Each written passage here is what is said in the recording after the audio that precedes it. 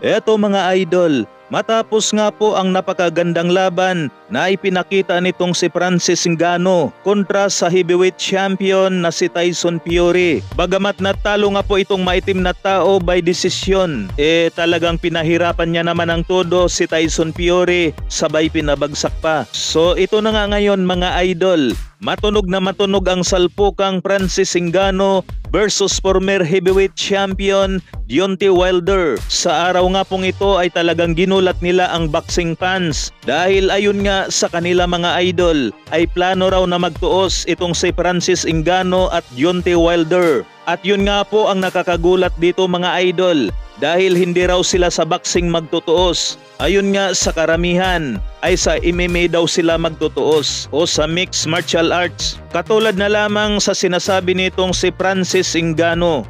You in MMA, I said this before you came on, is you versus Deontay Wilder in MMA. Because it continues the story of MMA versus boxing. All the boxing guys will follow. But now we have a guy who comes over to MMA from boxing. What do you think of that idea?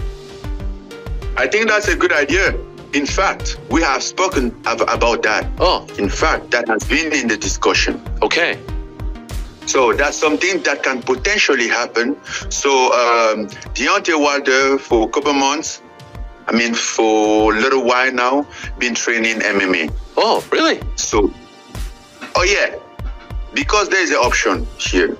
Nothing is said, but it's been something been coming out to my ear. Samantala mga idol, good news nga po ito para sa ama nila ni Kuya Lods o Cuadro Alas Casimero na ito nga ay si Bando Casimero dahil panalo po ang kanilang ama bilang barangay kapitan. Kaya kung atin nga pong napapansin mga ilang araw na ang nagdaan ay wala nga pong update sa boxing itong si Cuadro Alas. Bagamat may mga nakausap na tayo na mga sanggang dikit ni Cuadro Alas at ang sabi nga po nila mga idol ay meron na raw makakalaban si Cuadro Alas para sa susunod na taon. Isang sikat nga po na boksingero ang maaring susunod na makakasagupa ni Cuadro Alas. Pero sa ngayon nga po mga idol ay bawal pa ilabas ang pangalan. Kaya abangan na lamang natin yan mula sa Team Cuadro Alas. O abangan natin na ang mga Japanese promoter ang maglalabas niyan. So yan lamang muna mga idol, hanggang dito na lang, maraming salamat po.